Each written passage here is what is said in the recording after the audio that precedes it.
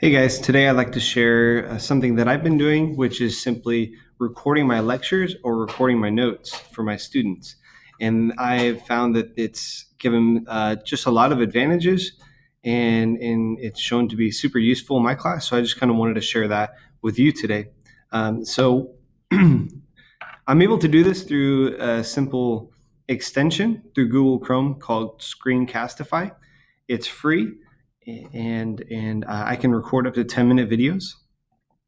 There's a paid version where you can pay, I think it's like $14 for a year, and you can record up to an unlimited amount.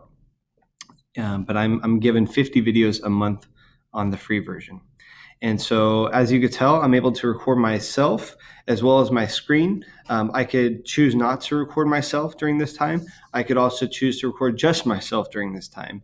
And so just a heads up, I'm on my Surface right now, so I could use my front camera like I'm doing right now. I could also use my rear camera to record whatever I wanted to. And so if I have hands-on activities, I could also record those.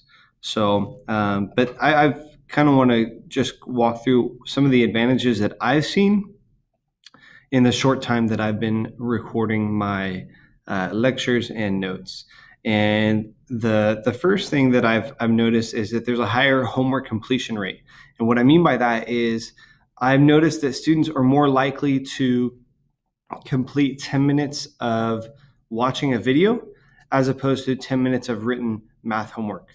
And so I know that most of our students are in front of their phones hours, sometimes hours a day anyways. So if I could just get them to use 10 minutes of that time for educational purposes, I can use that tool to my advantage. So that way, when they walk into class, they kind of have an idea of what to expect.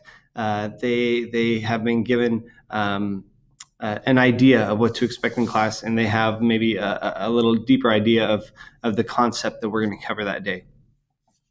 And so also there's a level of accountability that you can create as well.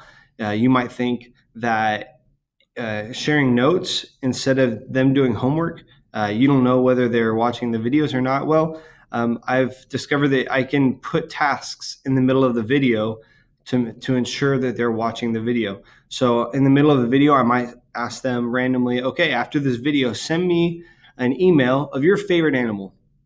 That way I know that they watched it, and I'm able to actually assign points and give them credit for watching the lecture before coming into class. Self-pacing, they can go at their own pace, meaning that they can pause, rewind, rewatch as many times as they want on their own time. I have some students that they only need to see a lecture once and they understand it right away.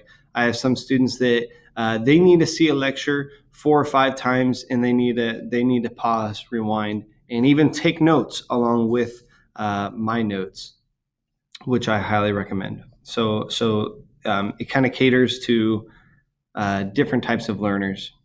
Modeling, I can model good mathematics for my students. One problem that I have is that students go home and practice bad math over and over and over again. They practice bad habits.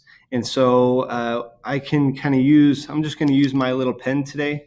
I'm just double clicking my pen and it brings up this quick scratch pad and I can model, whoops, I promise I know how to do this. This is what I get for trying to multitask. But I can model what good mathematics looks like and so on and so forth. And I can continue with that. And so, again, modeling.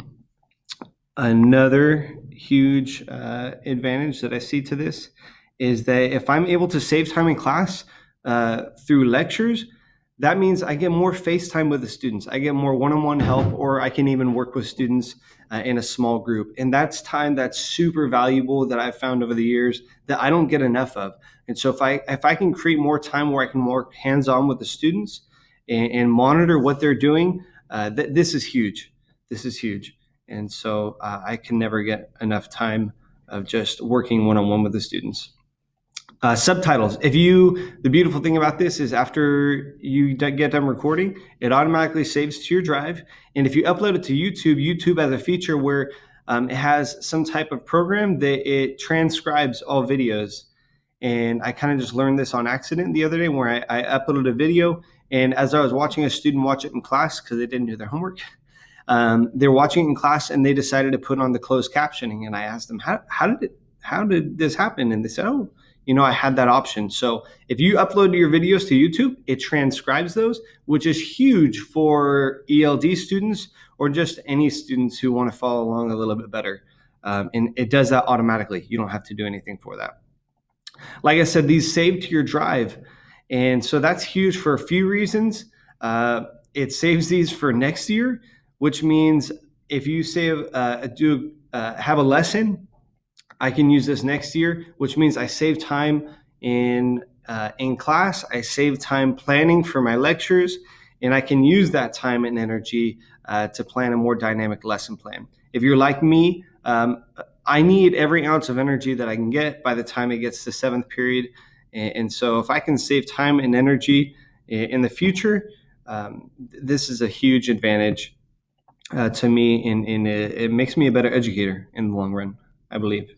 And lastly, it's free. It's an extension. There are some limits to it. You can pay for an upgraded version, but it's free, which is what I love.